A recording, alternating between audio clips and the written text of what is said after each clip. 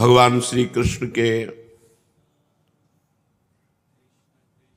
वंश में सब अंतर्ध्यान हो गए।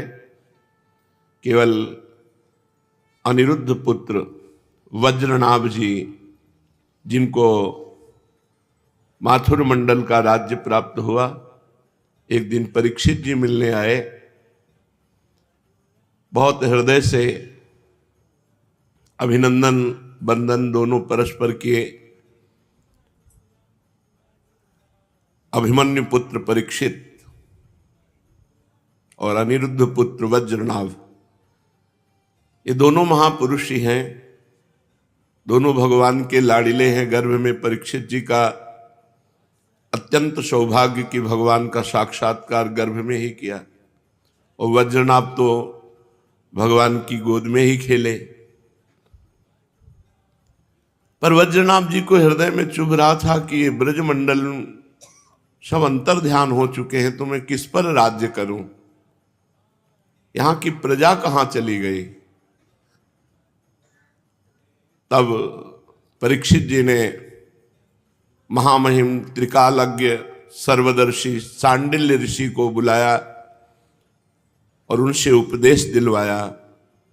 तब सांडिल्य ऋषि जी ने जो कल उपदेश किया सुना था, सांडिल्य ऋषि ने कहा, भगवान की कृपा से तुम्हारे हृदय में यहाँ की दिव्य लीला स्थली स्फुरित हो जाएगी।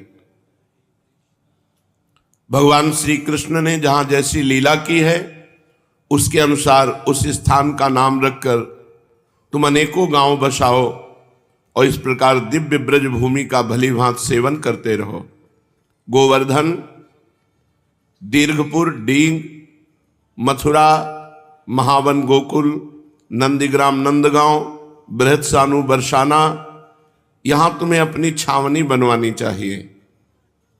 उन स्थानों में रहकर भगवान की लीला के स्थल, नदी, पर्वत, घाटी, सरोवर और कुंड तथा कुंजवन आदि का सेवन करते रहना चाहिए।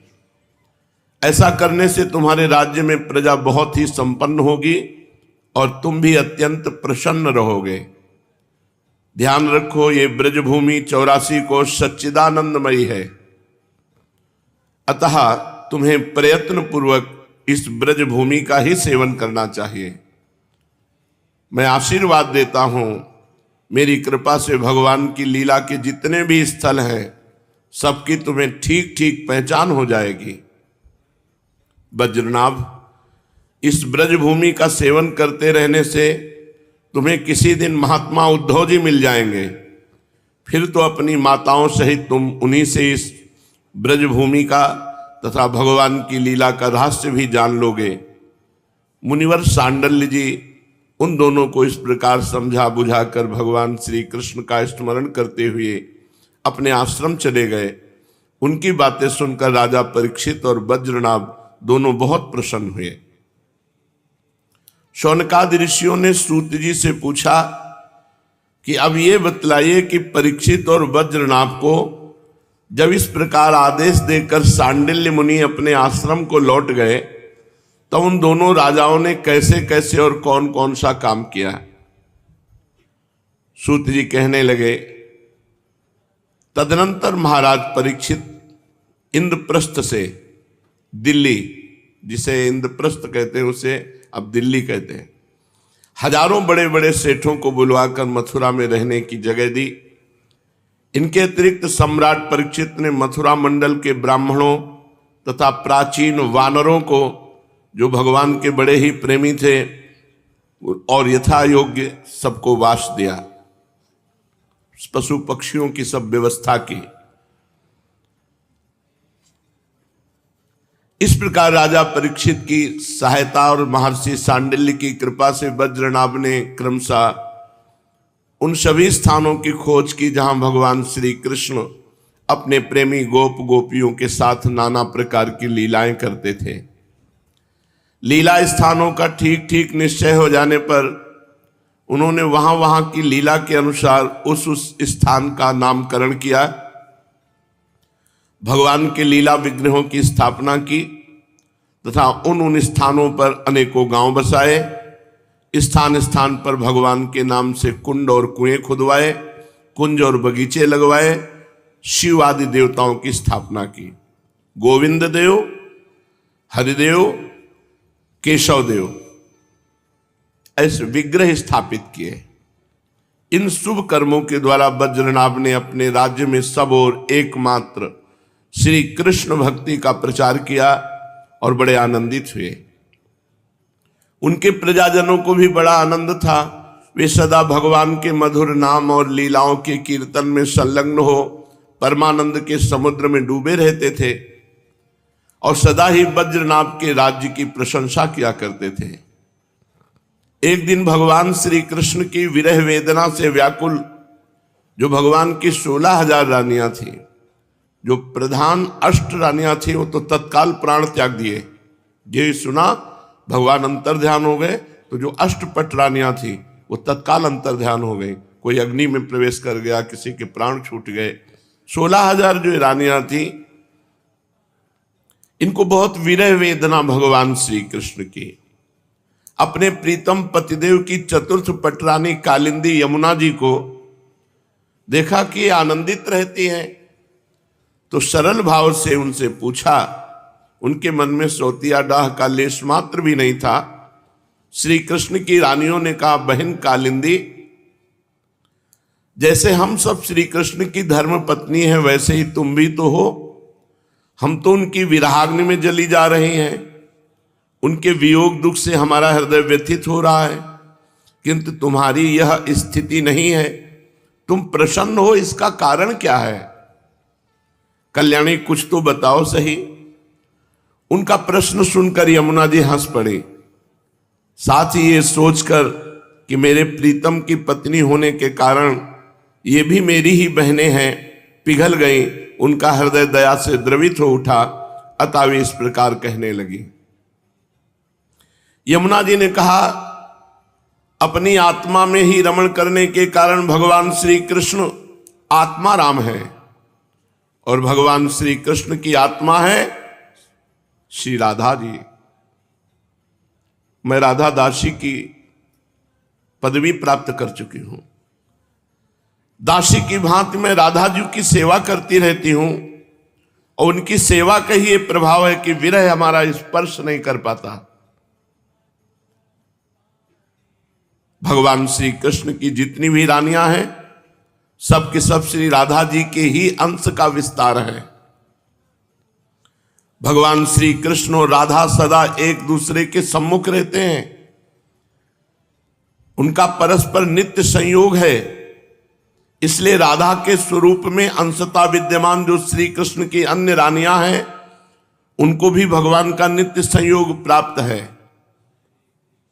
स एव सास सैवास्ति वंशी तत्प्रेम रूपिका श्री कृष्ण नख चंद्राली संगा चंद्रावली स्मृता।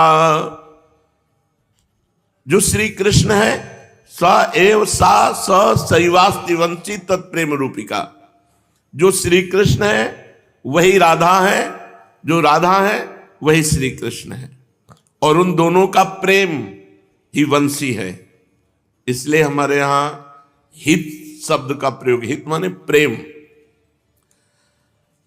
राधा की प्यारी सखी श्री कृष्ण चरणों के नख रूपी चंद्रमाओं की सेवा में आसक्त रहने के कारण ही चंद्रावली नाम से कही जाती है।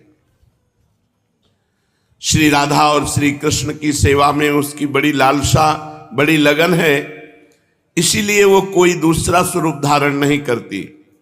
मैंने यही श्री राधा में ही रुक्मिणी आदि का समावेश देखा है। सब समा गई किशोरी जू में रुक्मिणी आदि। तुम लोगों का भी सर्वांश में श्री कृष्ण के साथ वियोग नहीं हुआ, किंतु तुम इस रहस्य को इस रूप में जानती नहीं हो, इसलिए इतनी व्याकुल हो रही हो। इसी प्रकार पहले भी जब अक्रूर श्री कृष्ण को नंदगांव से मथुरा ले आए थे, उस अवसर पर जो गोपियों को श्री कृष्ण से विरह की प्रतीति हुई थी, वो भी वास्तविक विरह नहीं, केवल विरह का आभास था। इस बात को जब तक वे नहीं जानती थी तब तक उन्हें बड़ा कष्ट था। फिर जब उद्धव जी ने आकर उनका समाधान किया तब वे इस बात को समझ सकी।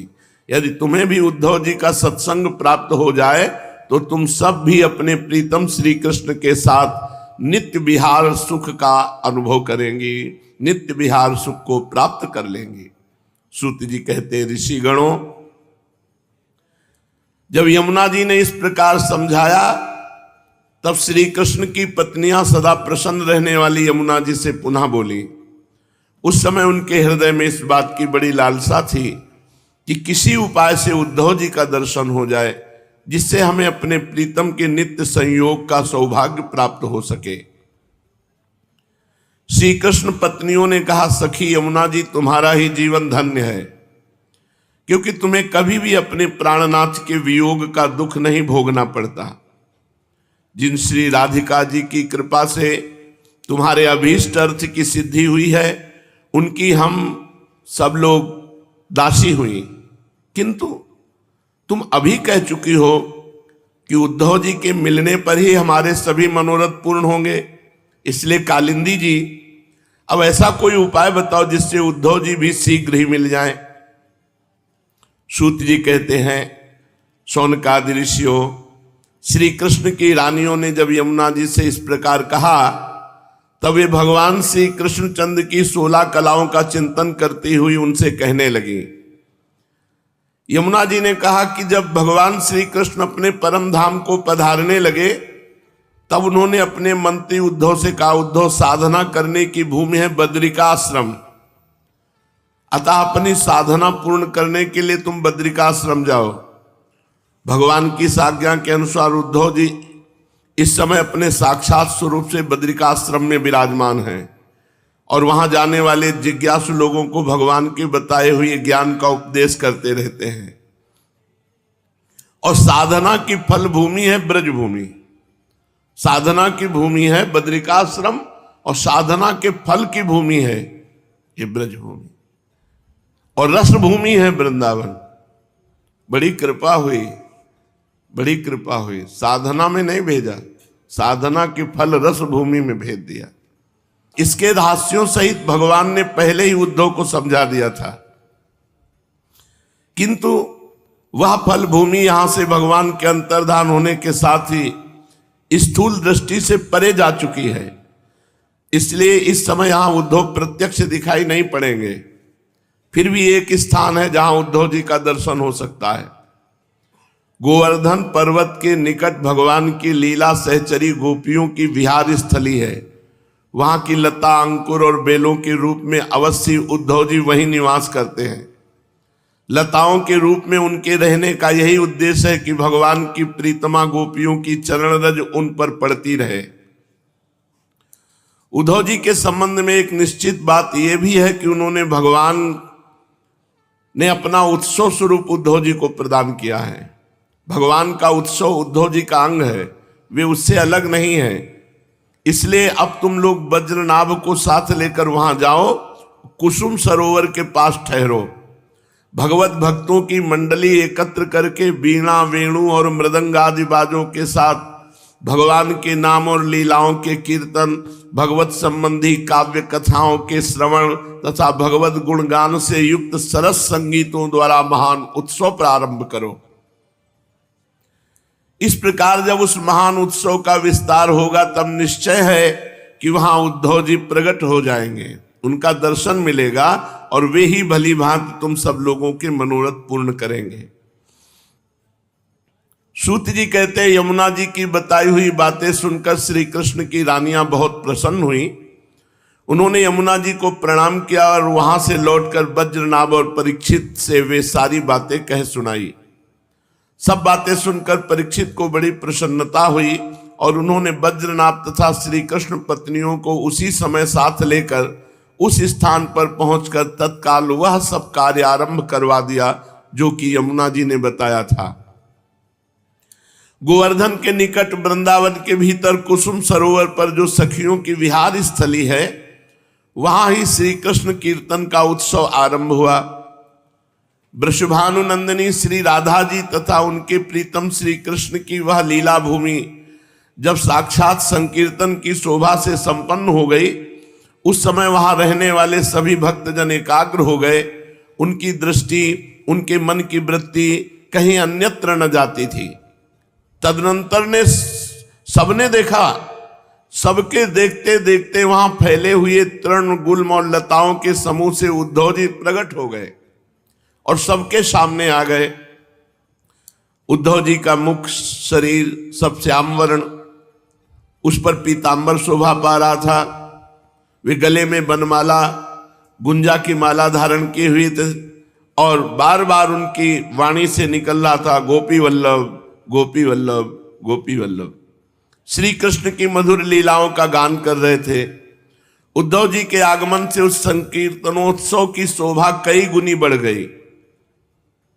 जैसे स्फटिक मणि की बनी हुई अट्टालिका की छत पर चांदनी छिटकने से उसकी शोभा बहुत बढ़ जाती है। उस समय सभी लोग आनंद के समुद्र में निमग्न हो अपना सब कुछ भूल गए, सुध बुध खो बैठे। थोड़ी देर बाद जब उनकी चेतना दिव्य लोक से नीचे आई, अर्थात जब उन्हें होश हुआ, तब उद्धव जी को भगवान श्री कृष्ण के स्वरूप में उपस्थित देख अपना मनोरथ पूर्ण हो जाने के कारण प्रसन्न होकर सबने उनकी पूजा की। सूत जी कहते हैं, उद्धव जी ने वहां एकत्र हुए सब लोगों को श्री कृष्ण कीर्तन में लगा देखकर सभी का सत्कार किया और राजा परीक्षित को हृदय से लगाकर कहा। उद्धव जी ने कहा, राजन तुम धन्य हो, एकमात्र श्री कृष्ण की भक्ति से ही पूर्ण हो, क्योंकि श्री कृष्ण संकीर्तन के महोत्सव में तुम्हारा हृदय इस प्रकार निमग्न हो रहा है। बड़े सौभाग्य की बात है कि श्री कृष्ण की पत्नियों के प्रति तुम्हारी भक्ति और वज्रनाभ पर तुम्हारा प्रेम है। तात तुम जो कुछ कर रहे हो सब तुम्हारे अनुरूप ही है। क्यों न हो, श्री कृष्ण ने ही तुम्हें शरीर और वैभव प्रदान किया है, अतः तुम्हारा उनके प्रपौत्र पर प्रेम होना स्वाभाविक ही है। इसमें तनिक भी संदेह नहीं कि समस्त द्वारिका वासियों में ये लोग सबसे बढ़कर धन्य हैं जिन्हें ब्रज में निवास कराने के लिए भगवान श्री कृष्ण ने अर्जुन को आज्ञा की थी। श्री कृष्ण का मन रूपी चंद्रमा राधाजू के मुख की प्रभा रूप चांदनी से युक्त हो उनकी लीला भूमि वृंदावन को अपनी किरणों से सुशोभित करता हुआ यहां सदा प्रकाशमान रहता है। श्री कृष्ण चंद्र नित्य परिपूर्ण है। प्राकृत चंद्रमा की भांति उनमें वृद्धि और क्षय रूप विकार नहीं होते। उनकी जो 16 कलाएं हैं उनसे शास्त्रों चिन्मय किरणें निकलती रहती हैं, इससे उनके शास्त्रों भेद हो जाते हैं। इन सभी कलाओं से युक्त नित्य परिपूर्ण श्री कृष्ण इस ब्रज भूमि में सदा ही विद्यमान रहते हैं। इस ब्रज भूमि में श्री कृष्ण सदा विद्यमान रहते हैं। इस ब्रज भूमि में और उनके स्वरूप में कुछ अंतर नहीं। ब्रज में वास कर रहे हैं मानो श्री कृष्ण की गोद में वास कर रहे हैं। राजेंद्र परीक्षित, इस प्रकार विचार करने पर सभी ब्रजवासी भगवान के अंग में स्थित हैं। शरणागतों का भय दूर करने वाले जो ये वज्र है, इनका स्थान श्री कृष्ण के दाहिने चरण में है। इस अवतार में भगवान श्री कृष्ण ने इन सबको अपनी योग माया से अभिभूत कर लिया है।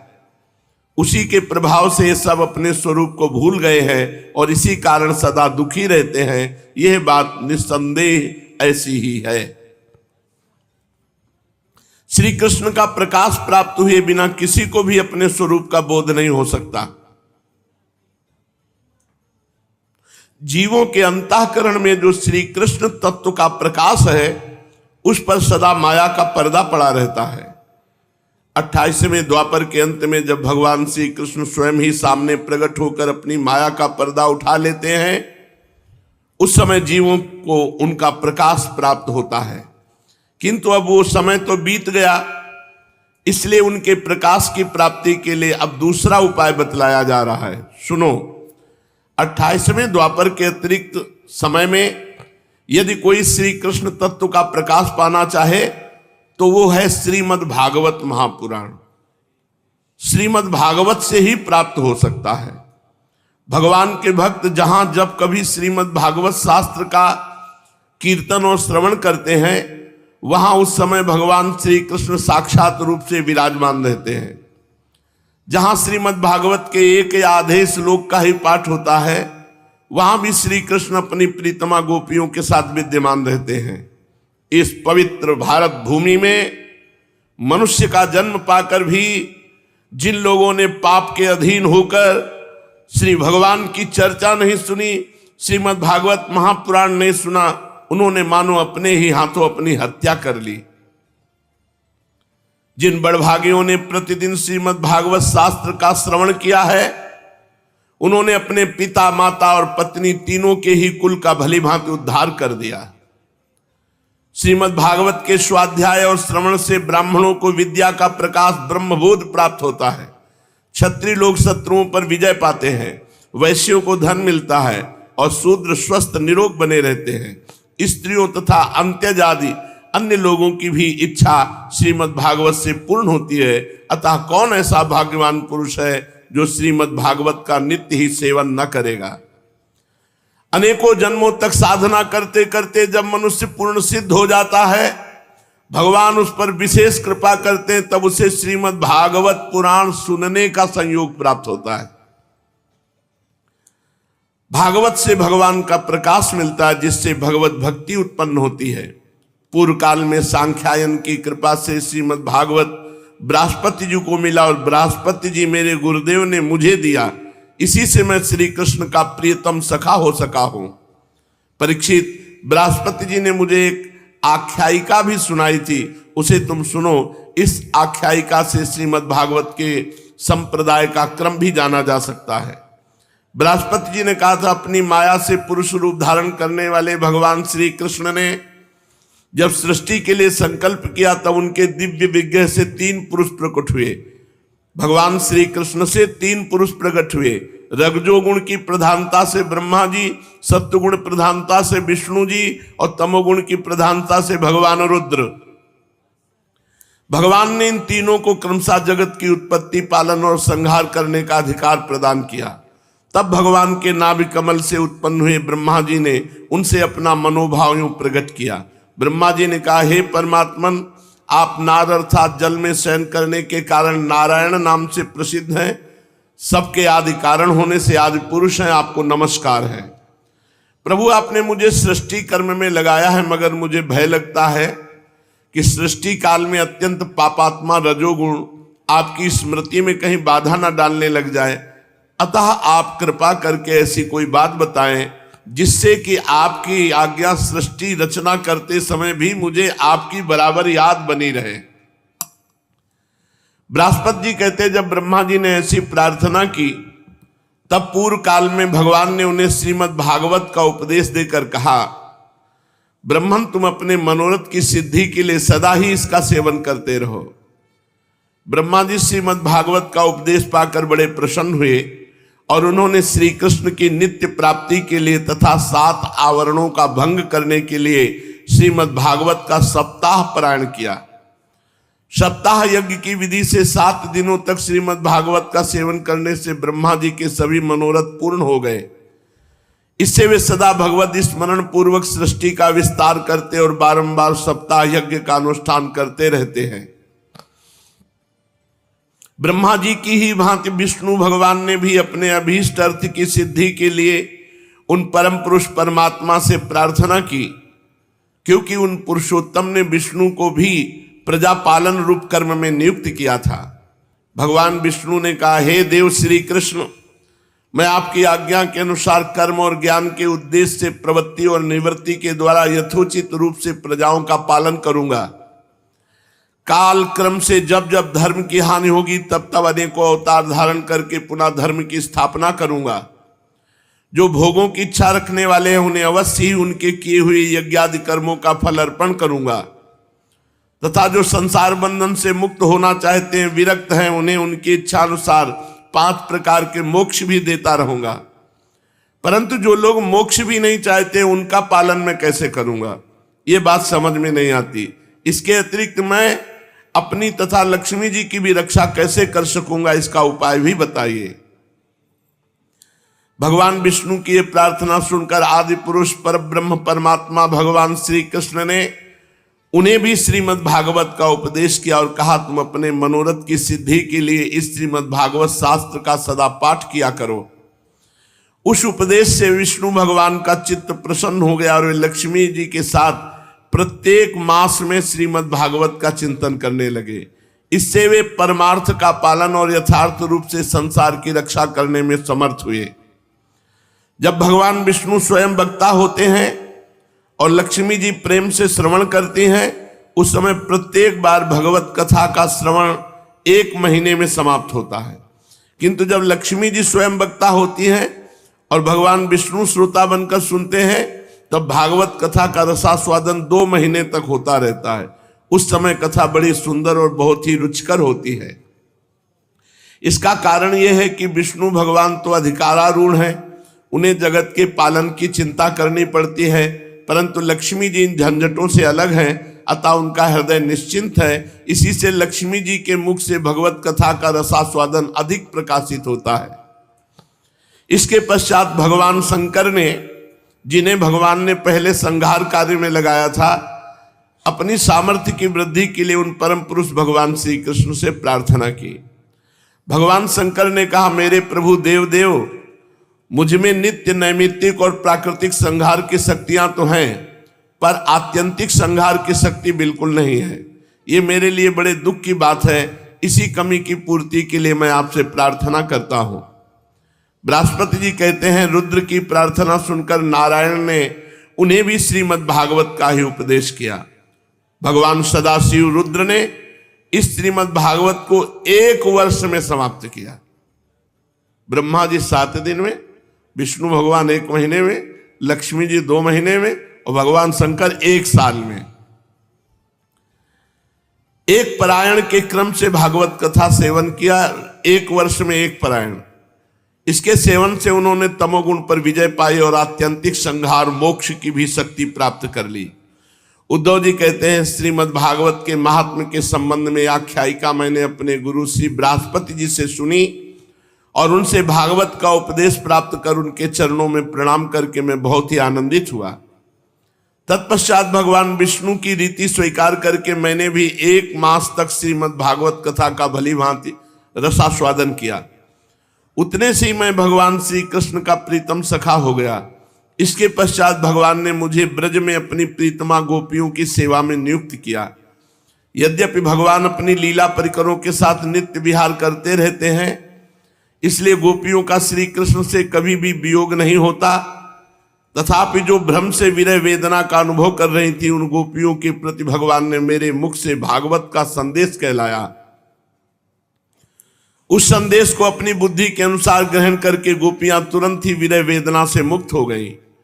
मैं भागवत के इस रहस्य को तो नहीं समझ सका, किंतु मैंने उसका चमत्कार प्रत्यक्ष देखा। इसके बहुत समय के बाद जब ब्रह्मादि देवता आकर भगवान से अपने परम धाम में पधारने की प्रार्थना करके चले गए, उस समय पीपल के वृक्ष की जड़ के पास अपने सामने खड़े हुए मुझे भगवान ने श्रीमद् भागवत विषयक उस रहस्य का स्वयं ही उपदेश किया और मेरी बुद्धि में उसका दृढ़ निश्चय करा दिया।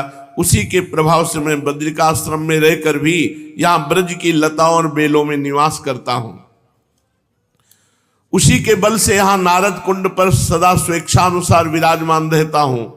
भगवान के भक्तों को श्रीमद् भागवत के सेवन से श्री कृष्ण तत्व का प्रकाश प्राप्त हो सकता है। इस कारण यहाँ उपस्थित हुए इन सभी भक्तजनों के कार्य की सिद्धि के लिए मैं श्रीमद् भागवत का पाठ करूंगा, किंतु इस कार्य में तुम्हें ही सहायता करनी पड़ेगी। सूत जी कहते हैं, सुनकर राजा परीक्षित उद्धव जी को प्रणाम करके उनसे बोले। परीक्षित जी ने कहा, हरिदास उद्धव जी, आप निश्चिंत होकर श्रीमद् भागवत कथा कीर्तन करें। इस कार्य में मुझे जिस प्रकार सहायता करनी आवश्यक हो उसके लिए आज्ञा दें। सूत जी कहते हैं, परीक्षित का ये वचन सुनकर उद्धव जी मन ही मन बहुत प्रसन्न हुए और बोले। उद्धव जी ने कहा, राजन, भगवान श्री कृष्ण ने जब से इस पृथ्वी तल का परित्याग कर दिया है, तब से यहाँ अत्यंत बलवान कलयुग का प्रभुत्व हो गया है। जिस समय यह शुभ अनुष्ठान यहाँ आरंभ हो जाएगा, भगवान की महामहिमामयी लीला कथा शुरू होगी, बलवान कलयुग अवश्य इसमें बहुत बड़ा विघ्न डालेगा। इसलिए तुम दिग्विजय के लिए जाओ और कलयुग को जीत कर अपने वश में करो। इधर मैं तुम्हारी सहायता से वैष्णवी रीति का सहारा लेकर 1 महीने तक यहाँ श्रीमद् भागवत कथा का रसास्वादन कराऊंगा और इस प्रकार भागवत कथा के रस का प्रसार करके इन सभी श्रोताओं को भगवान मधुसूदन के नित्य गोलोक धाम में पहुंचाऊंगा। सूत जी कहते हैं, उद्धव जी की बात सुनकर राजा परीक्षित पहले तो कलयुग पर विजय पाने के विचार से बड़े ही प्रसन्न हुए, परंतु पीछे यह सोचकर कि मुझे भागवत कथा के श्रवण से वंचित ही रहना पड़ेगा, चिंता से व्याकुल हो उठे। उस समय उन्होंने उद्धव जी से अपना अभिप्राय इस प्रकार प्रकट किया। राजा परीक्षित ने कहा, हे तात, आपकी आज्ञा के अनुसार तत्पर होकर मैं कलयुग को तो अवश्य अपने वश में करूंगा, मगर श्रीमद् भागवत की प्राप्ति मुझे कैसे होगी? मैं भी आपके चरणों की शरण में आया हूं, अतः मुझ पर भी आपको अनुग्रह करना चाहिए। सूत जी कहते हैं, उनके इस वचन को सुनकर उद्धव जी पुनः बोले। उद्धव जी ने कहा, राजन, तुम्हें तो किसी भी बात के लिए किसी प्रकार चिंता नहीं करनी चाहिए, क्योंकि इस भागवत शास्त्र के प्रधान अधिकारी तो तुम ही हो। संसार के मनुष्य नाना प्रकार के कर्मों में रचे पुचे हुए हैं। ये लोग आज तक प्रायः भागवत श्रवण की बात भी नहीं जानते। तुम्हारे ही प्रसाद से इस भारतवर्ष में रहने वाले अधिकांश मनुष्य श्रीमद् भागवत कथा की प्राप्ति होने पर शाश्वत सुख प्राप्त करेंगे। महर्षि भगवान श्री सुखदेव जी साक्षात नंद नंदन श्री कृष्ण के स्वरूप हैं, वे ही तुम्हें श्रीमद् भागवत की कथा सुनाएंगे, इसमें तनिक भी संदेह की बात नहीं है। राजन, उस कथा के श्रवण से तुम ब्रजेश्वर श्री कृष्ण के नित्य धाम को प्राप्त करोगे। इसके पश्चात इस पृथ्वी पर श्रीमद् भागवत का प्रचार होगा। अतः राजेंद्र परीक्षित, तुम जाओ और कलयुग को जीत कर अपने वश में करो। सूत जी कहते हैं, उद्धव जी के इस प्रकार कहने पर राजा परीक्षित ने उनकी परिक्रमा करके उन्हें प्रणाम किया और दिग्विजय के लिए चले गए। इधर वज्र ने भी अपने पुत्र प्रतिबाहु को अपनी राजधानी मथुरा का राजा बना दिया और माताओं को साथ लेकर उसी स्थान पर जहां उद्धव जी प्रकट हुए थे जाकर श्रीमद् भागवत सुनने की इच्छा से रहने लगे। तदनंतर उद्धव जी ने वृंदावन में गोवर्धन पर्वत के निकट 1 महीने तक श्रीमद् भागवत कथा के रस की धारा बहाई। उस रस का आस्वादन करते समय प्रेमी श्रोताओं की दृष्टि में सब ओर भगवान की सच्चिदानंदमयी लीला प्रकाशित हो गई और सर्वत्र श्री कृष्णचंद्र का साक्षात्कार होने लगा। उस समय सभी श्रोताओं ने अपने को भगवान के स्वरूप में स्थित देखा। वज्रनाभ ने श्री कृष्ण के दाहिने चरण कमल में अपने को स्थित देखा और श्री कृष्ण के विरह शोक से मुक्त होकर उस स्थान पर अत्यंत सुशोभित होने लगे। वज्रनाभ की वे रोहिणी आदि माताएं भी रास की रजनी में प्रकाशित होने वाले श्री कृष्ण रूपी चंद्रमा के विग्रह में अपने को कला और प्रभा के रूप में स्थित देख बहुत ही विस्मित हुई तथा अपने प्राण प्यारे की विरह वेदना से छुटकारा पाकर उनके परम धाम में प्रविष्ट हो गए।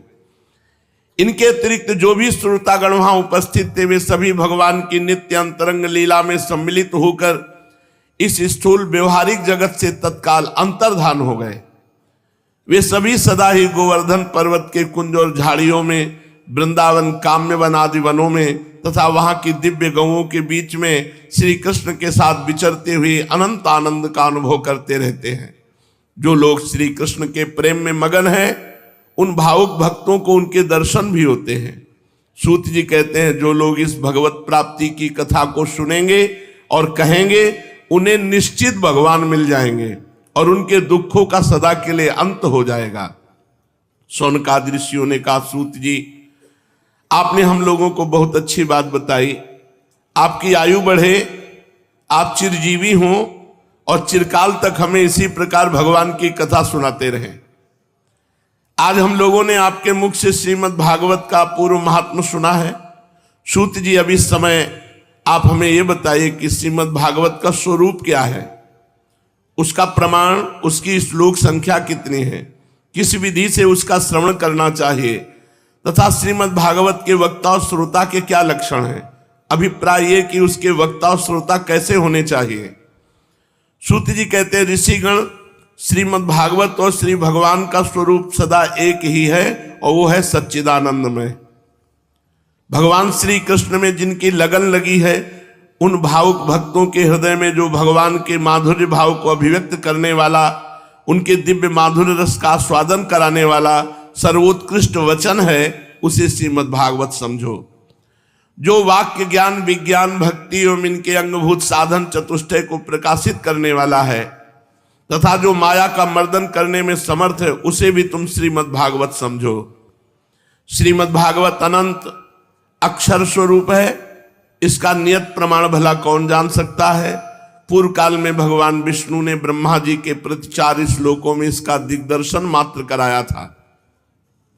हे विप्रगण, इस भागवत की अपार गहराई में डुबकी लगाकर इसमें से अपनी अभीष्ट वस्तु को प्राप्त करने में केवल ब्रह्मा विष्णु और शिव आदि ही समर्थ है, दूसरे नहीं। परंतु जिनकी बुद्धि आदि वृत्तियां परिमित हैं, ऐसे मनुष्यों का हित साधन करने के लिए श्री व्यास जी ने परीक्षित और सुखदेव जी के संवाद के रूप में जिसका गान किया है, उसी का नाम श्रीमद् भागवत है। इस ग्रंथ की श्लोक संख्या 18,000 है। इस भवसागर से जो प्राणी कली रूपी ग्राह से ग्रस्त हो रहे हैं, उनके लिए वह श्रीमद् भागवत ही सर्वोत्तम सहारा है। अब भगवान श्री कृष्ण की कथा का आश्रय लेने वाले श्रोताओं के वर्णन करते हैं। श्रोता 2 प्रकार के होते हैं, प्रवर और अवर। प्रवर माने उत्तम और अवर माने अधम। प्रवर उत्तम श्रोता वो हैं जो 4 प्रकार के हैं, चातक, हंस, शुक, मीन। और अधम जो श्रोता है, वृक, भुरुंड, वृष, उष्ट्र। ये 4 प्रकार के उत्तम श्रोता और 4 प्रकार के अधम श्रोता। अब उत्तम श्रोता सुनिए 4 प्रकार के। पहला है चातक। चातक कहते पपीहे को। जैसे बादल से बरसते हुए जल में ही स्पृहा रखता है पपीहा, दूसरे जल को छूता नहीं, उसी प्रकार जो श्रोता अपने कानों का नियम बना लेता केवल भगवान की चर्चा सुननी बस। और जैसे चातक केवल आकाश की तरफ, मेघ की तरफ देखता है, ऐसे वक्ता के मुख तरफ देखते हुए एक एक शब्द पान करता है, केवल भगवान की चर्चा। वो उत्तम चातक श्रोता है। जैसे हंस दूध के साथ मिलकर एक हुए जल से निर्मल दूध को ग्रहण करता, पानी को छोड़ देता है, उसी प्रकार जो श्रोता अनेकों शास्त्रों का श्रवण करके उसमें से सार भाग अलग करके ग्रहण करता है, उसे हंस श्रोता कहते हैं। और जिस प्रकार भली भांति पढ़ाया हुआ तोता अपनी मधुर वाणी से शिक्षकों को तथा पास आने वाले दूसरे लोगों को भी प्रसन्न करता है, उसी प्रकार जो श्रोता कथावाचक व्यास के मुंह से उपदेश सुनकर उसे सुंदर और परिमित वाणी में पुनः दूसरों को सुनाता है और व्यास एवं अन्य श्रोताओं को अत्यंत आनंदित करता है, वो सुख श्रोता कहलाता है। चातक, हंस, शुक। और जैसे क्षीर सागर में मछली मौन रहकर अपलक आंखों से देखती हुई सदा दुग्ध पान करती रहती है, उसी प्रकार जो वक्ता के मुख को निर्निमेष नयनों से देखता हुआ एक एक शब्द पान करता रहता है, वो मीन श्रोता कहा गया है। ये उत्तम श्रोता बताए गए। अब अधम श्रोता, ब्रिक कहते भेड़िए को। जैसे भेड़िया वन के भीतर वेणु की मीठी आवाज सुनने में लगे हुए मृगों को डराने की भयानक गर्जना करता है, वैसे ही जो मूर्ख श्रोता शांत समाज में चीख देता है, खांस देता है, वो भेड़िए। सबका चित्त एकदम, अगर खांसना है तो कपड़ा इकट्ठा करो, मुंह में ठांस के खांसो, आवाज जोर ना जाए। कोई ऐसे नहीं होते, वो तो कई बार कह चुके, इसलिए नहीं, ऐसे खांसते हैं कि जैसे उनका पर्सनल बाथरूम हो। सत्संग हाल है, हजारों लोग बैठे हुए हैं, बहुत वो डराने वाली गर्जना। वैसे ही मूर्ख श्रोता, श्रोताओं को उद्विग्न करने की चेष्टा, बीच बीच में जोर से बोल उठना नहीं, अगर ऐसा करता है तो वो ब्रिक श्रोता कहलाता है। अब भुरुंड, ये हिमालय के शिखर पर एक भुरुंड जाति का पक्षी होता है, वो जैसा सुनेगा वैसा ही बोलेगा, किंतु कभी लाभ नहीं उठाएगा। ऐसे ही जो भुरुंड जाति के श्रोता होते हैं, तो वो वक्ता की बात सुनते हैं और दूसरों को जाकर अपनी छाप लगा के सुनाते हैं, मानो बहुत ज्ञानी हो, और एक शब्द का लाभ नहीं लेंगे, वो केवल सुना दिया। वो भुरुंड जाति के श्रोता है। और वृष कहते हैं बैल को। जैसे बैल के सामने चाहे अंगूर डालो, चाहे कड़वी खली भूसा डालो, उसे कोई मतलब नहीं, उसको खाने से मतलब है। ये बैल जाति के श्रोता है। बैल कुछ भी नहीं पकड़ पाए, बैल की तरह बैठे रहे, सभी बातें सार कोई मतलब नहीं उनको। उनकी बुद्धि अंधी होती है, असमर्थ होते हैं, ऐसे श्रोता वृष कहलाते हैं। और ऊंट श्रोता उष्ट। ये ऊंट आम नहीं खाता, नीम की पत्ती, बबूल के कांटे, बबूल ये उसको अच्छे लगते हैं। वो भगवान की कथा नहीं सुनेगा, वो बैठ करके दोष दर्शन करेगा। कथावाचक की हरकत, श्रोताओं की हरकत कोई खास तो नहीं था, जब निकलेगा तो निंदा ही करेगा। वो केवल वहां देखने जाते हैं कि आखिरकार राग रंग है क्या, और अपनी दृष्टि से वहां के दोष जो है ना होने पर भी दोषारोपण करके वो उनका वर्णन करते हैं। वो बबूल के कांटे चबाने वाले उष्ट के समान। और संसारी बातों को बड़ी एकाग्रता से सुनेंगे, कभी भी पूछ लो। ऐसे थोड़े भेद यहां बताए गए, वैसे तो और भी बहुत हैं, जैसे भ्रमर, गदहा, ऐसे भी है भेद श्रोता के। श्रोताओं के आचार विचार से परख लेना चाहिए कि ये चातक है कि गधा है।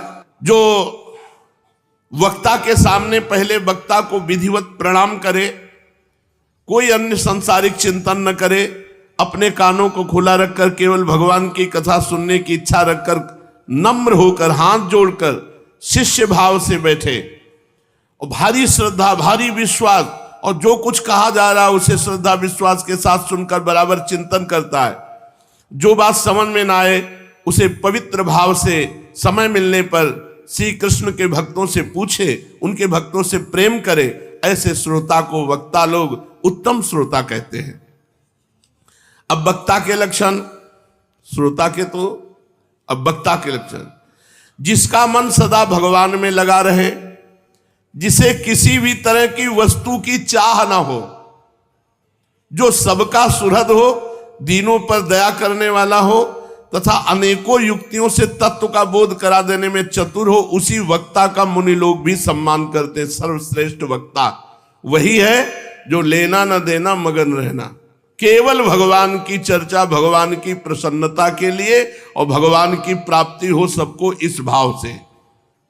विप्रगण, अब मैं भारतवर्ष की भूमि पर श्रीमद् भागवत कथा का सेवन करने के लिए जो आवश्यक विधि है उसे बतलाता हूं।